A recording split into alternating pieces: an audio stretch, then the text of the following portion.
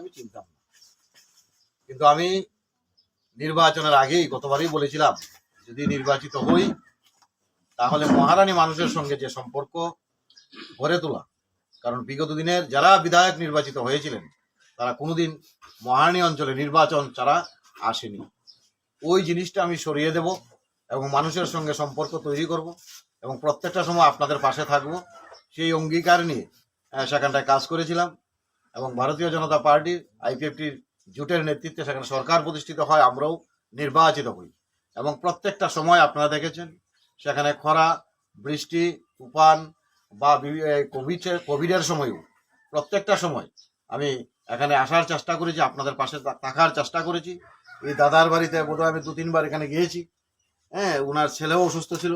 মানে বিভিন্ন সময় বিভিন্ন বাড়িতে বিভিন্ন জায়গায় সেখানটা আসার চেষ্টা করেছি এবং এলাকার উন্নয়নের জন্য বিশেষ করে আমরা সরকার আসার পর আমার কাছে দাবি ছিল যে আমাদের ওইখানে একটা কালীবাড়ি রতনের এখানে কালীবাড়ি করে দেওয়া, কালী মন্দির সেখানটায় সেটা করে দিয়ে আমরা উদ্বোধন করেছি। একটা বিশ্রামাগার মহারাজার নামে সেটা আমরা দক্ষিণ মহারানী চৌমুহনীতে করে দিয়েছি। একটা মার্কেটও আমরা প্রথম দিকে উদ্বোধন করেছি। হসপিটাল সম্পর্কে সবার একটা বিষয় ছিল যে এখানে একটা অ্যাম্বুলেন্স দেওয়া এবং এটাকে 24 ঘন্টা চালু করা। সেই 24 ঘন্টা চালু আমরা আজকে থেকে বোধহয় 6 মাস হয়েছে, ইনডোর চালু হয়েছে এবং অ্যাম্বুলেন্সও আমার বিধায়ক ফান্ড থেকে সেখানে প্রদান করা হয়েছে। প্রায় 9 লক্ষ প্রায় 12 লক্ষ টাকা দামের অ্যাম্বুলেন্স সেখানটায় দেওয়া হয়েছে এই এলাকার মানুষের সুবিধার জন্য এবং প্রত্যেকটা মানুষ যাতে তার পরিষেবা পায়। এই জায়গায় দাঁড়িয়ে প্রতিনিয়ত বিভিন্ন সময় রাজনৈতিকভাবে সেখানটায় বিভিন্নভাবে আঞ্চলিক দল সমস্যা সৃষ্টি করে, কিন্তু তারপরেও সেখানটায় কিন্তু আমি থাকার চেষ্টা করেছি এবং এই এলাকার যারা মানুষ রয়েছেন আপনারা, বিশেষ করে আমার জনজাতি মায়েরা ভাইয়েরা, আমি সবাইকে বলতে পারি যে এই এলাকার অনেক জনগণ আমার বাড়িতে গিয়েছেন বিভিন্ন সামাজিক কাজের জন্য, বা নিজের পরিবার অসুস্থ, বা সেখানটায় বিবাহ বা চিকিৎসা বা বহিরাজ্য থেকে কোভিডের সময় বাড়িতে আনা। আমি একজন লোককেও খালি হাতে ফেরাইনি, প্রত্যেককে আমার ক্ষমতা অনুযায়ী। একজন লোক দাঁড়িয়ে বলতে পারবে না যে পিনাকি দাস চৌধুরী ওনাকে বিমুখ করে ফিরিয়েছে, কারণ আমার চিন্তাধারাই ছিল যে দীর্ঘদিন কমিউনিস্ট সরকার ক্ষমতায় ছিল, বারবার ক্ষমতায় থাকা সত্ত্বেও পাহাড়কে সেখানে উন্নয়নের থেকে বঞ্চিত রেখেছে, পাহাড়কে ডিপ্রাইভ করেছে, জনজাতি যুবকরা বিভ্রান্ত হয়েছে। আমাদের চিন্তাধারা জনজাতি এলাকা যদি উন্নয়ন হয় তাহলেই ত্রিপুরা রাজ্যের উন্নয়ন হবে, সেটা মাথায় রেখেই কিন্তু আমরা কাজ শুরু করেছি।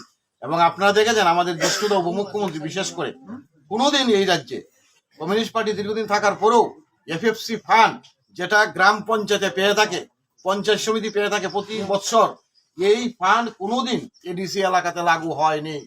আমাদের সরকার সেই আমাদের গ্রাম উন্নয়ন মন্ত্রী আমাদের উপমুখ্যমন্ত্রী জিষ্ণু দেববর্মা উনি সেই এফএফসি ফান্ড লাগু করেছে এবং সরকার হওয়ার 1 বছরের পর থেকেই এফএফসি ফান্ড প্রত্যেকটি বিসি সেই পঞ্চায়েত কার্যালয়ে আসছে এলাকার ডেভেলপমেন্টের জন্য।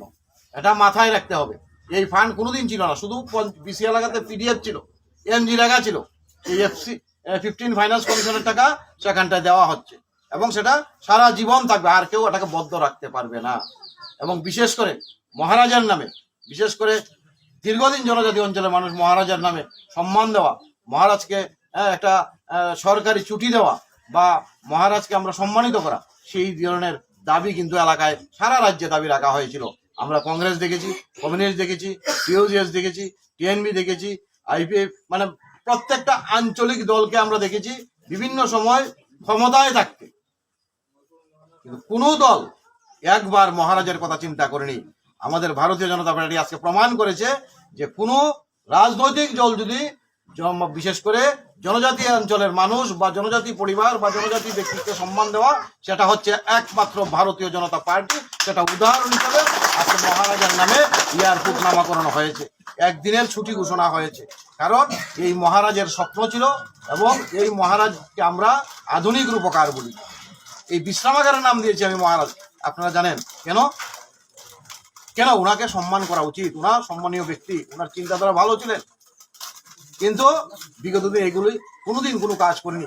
আজকে এডিসি এলাকায় সেখানটায় স্বশাসিত জেলা পরিষদ যেটা এমডিসি বলা হয়, 28টা সিট, আমরা কিন্তু বিধানসভায় সেই এডিসি রাখার জন্য যে এক একটা এমডিসি বিরাট অঞ্চল, তার পক্ষে দেখা সম্ভব নয়।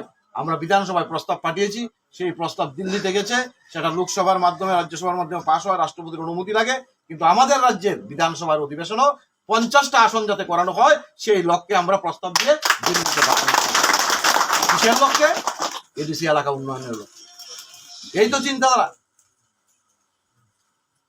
বিগত দিন এই চিন্তাধারাগুলি করেনি। একটা ধারাবাহিকতা ছিল কমিউনিস্ট ক্ষমতায় কংগ্রেসের সঙ্গে গোপন আতাতের ভিত্তিতে, সেটা তারা বজায় রাখতো, আর পাহাড়ের মানুষ ডিপ্রাইভ হতো। আছে ঘর কংগ্রেস, কমিউনিস্ট, সিপিএম, ত্রিপুরামাতা, বিজেপি বাঁচাবাচি রয়েছে। প্রত্যেকটা মানুষ সেখানে যাদের অনলাইনে নাম রয়েছে প্রত্যেকটা মানুষ পাচ্ছে, এবং নতুনভাবে যাদের জিওটিং হচ্ছে তারাও পাবে আগামী দিন। ভারতীয় জনতা পার্টি নীতি আদর্শের মধ্যে সেখানে দলবাজি নেই, দলতন্ত্র নেই। কারণ ভারতবর্ষের নাগরিক, এই রাজ্যের নাগরিক, প্রত্যেকটা মানুষের অধিকার রয়েছে। আজকে জনজাতি যারা বিশেষ করে পাট্টার কাগজ রয়েছে, প্রত্যেকটা পরিবার বছরে ৬,০০০ টাকা পাচ্ছে। কোনোদিন ছিল না এই রাজ্যে। যারা আমাদের অভিভাবক মায়েরা, বৃদ্ধ মায়েরা, প্রত্যেকে আজকে ২,০০০ টাকা করে ভাতা, ৭০০ টাকা ছিল, আজকে ২,০০০ করে দেওয়া হয়েছে। কোনোদিনও ভাবতে পারিনি। অথচ একটা সময় দেখতাম এই অঞ্চলে কমিউনিস্টরা শাসনের নামে বাড়ি বাড়ি চাঁদা, গণমুক্তি পরিষদের নামে চাঁদা, ডিএফ এর নামে চাঁদা, নারী সমিতির নামে চাঁদা, বিশেষ তহবিল, সমন্বয় সমিতি, বিভিন্ন নামে মানুষের কাছ থেকে চাঁদা আদায়, আর একদিকে সরকারি অর্থ লুট করতো কমিউনিস্টরা।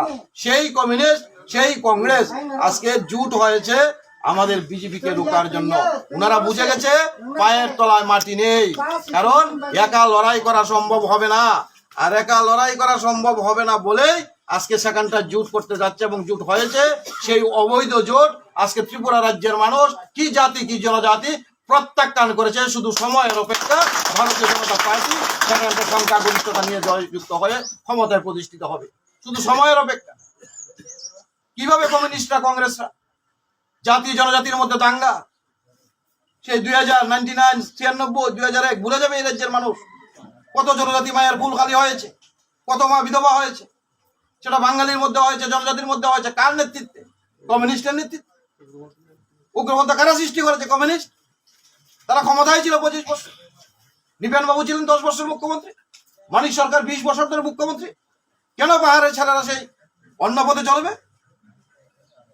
তাদের চিন্তাধারাই ছিল এটা, পাহাড়কে উত্তপ্ত করে রেখে বারবার ক্ষমতায় বসা, আর মানুষকে বঞ্চিত করে রাখা, এবং পাহাড়ে যাতে কোনো বিরোধী দল সেখানটায় উঠতে না পারে।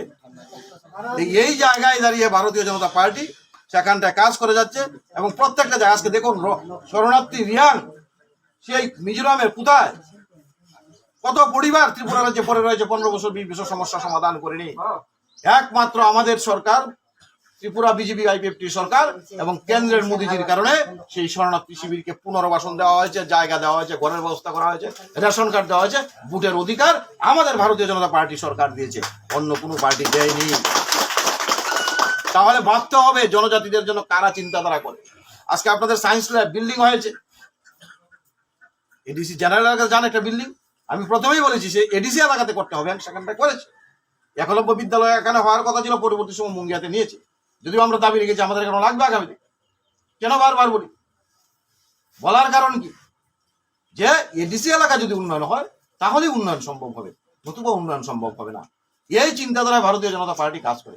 আজকে বলতে দ্বিধা নেই, প্রত্যেকটা জায়গায় দেখবেন আপনারা ভারতীয় জনতা পার্টি কিভাবে কাজ করছে, প্রত্যেকটা জায়গায়। সেখানে আমাদের মধ্যে কোনো ভারতীয় জনতা পার্টির যে চিন্তাধারা, সন্ত্রাস মুক্ত মানুষকে নিয়ে সেই রাজ্যে প্রতিষ্ঠিত করতে হবে এই রাজ্যের প্রশাসনকে। যার দরুন আজকে সারা ভারতবর্ষে ভারতীয় জনতা পার্টির জয় জয়কার হচ্ছে।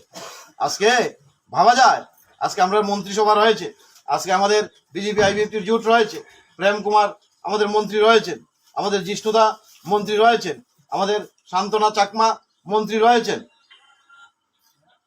কয়জন মন্ত্রী? এনসিদা প্রয়াত হয়ে গেছেন, ঠিক আছে। একটা মন্ত্রিসভার 12 জনের মধ্যে 4 জন 5 জন আমাদের জনজাতি ব্যক্তিকে মন্ত্রিত্ব দায়িত্ব দেওয়া হয়েছে। কেন? চিন্তাধারাটা একটাই, যে পাহাড়ের উন্নয়ন করা। এই জায়গায় দাঁড়িয়ে বিভিন্ন সময় বিভিন্ন রাজনৈতিক দল আসবে, সেখানটায় এসে জাতিগত সেন্টিমেন্ট বিভিন্ন ধরনের ইস্যু করে এলাকাকে উত্তপ্ত করা, সেটা কমিউনিস্টের একটা চক্রান্ত। সেই কমিউনিস্টরা এই চক্রান্ত করে বারবার ক্ষমতায় বসে রয়েছিল, আবারও চিন্তাধারা রয়েছে, যদিও এবার পরিষ্কার হয়ে গেছে চেহারাটা, তাদের মুখোশটা পরিষ্কার হয়ে বেরিয়ে এসেছে। সেই জিতেন্দ্র চৌধুরী, সেই আধা কেলেঙ্কারির নায়ক, হ্যাঁ, সে সাংসদ হয়েছে, রাজ্যের বিধানসভায় বিধায়ক হয়েছে, মন্ত্রী হয়েছে, কিন্তু ওনার যে কেলেঙ্কারি, ডালকের 8টা জনজাতি বোনদের দর্শনের কাণ্ড এই রাজ্যের মানুষ ভুলে যায়নি। ওনার বিধানসভায় যিনি ওই আধা কেলেঙ্কারি, সেই 7 লোকের কেলেঙ্কারি মানুষ ভুলে যায়নি। উনি সুদীপ বাবু এবং মিলে সেখানটায় সেই রাজ্যের পরিস্থিতিকে উত্তপ্ত করা, এবং বারবার আমরা দেখছিলাম সেখানটায় যাতে মহারাজকেও জড়ানোর চেষ্টা করেছে। কালকেও মহারাজ ফেসবুকে দিয়েছে, আপনারা দেখেছেন, টুইট করেছে যে এই ত্রিপুরা রাজ্যের কমিউনিস্টরা 25 বছর শাসন করেছে, জনজাতির জন্য কিছু করেনি, কাজেই এই কমিউনিস্ট পার্টি কোনোদিন বিজেপিকে হারাতে পারবে না। কালকে মহারাজ নিজে ফেসবুকে দিয়েছে। কাজেই আগামী দিন শুধু সময়ের অপেক্ষা, একটু সময়ের অপেক্ষা। 2 তারিখ রেজাল্ট হবে, 16 তারিখ ভোট হবে। আপনারা দেখবেন, গতবারও আমরা সেই বিজয় মিছিলে মহারানীতে আমরা মিলিত হয়েছিলাম। আগামী দিনেও সেই মহারানী অঞ্চলে আবার সেই গেরুয়া সুনামি আসবে, প্রত্যেকটা জায়গায় আমাদের প্রার্থীরা জয়যুক্ত হবে, সেই লক্ষ্যে আমরা এগিয়ে যাচ্ছি।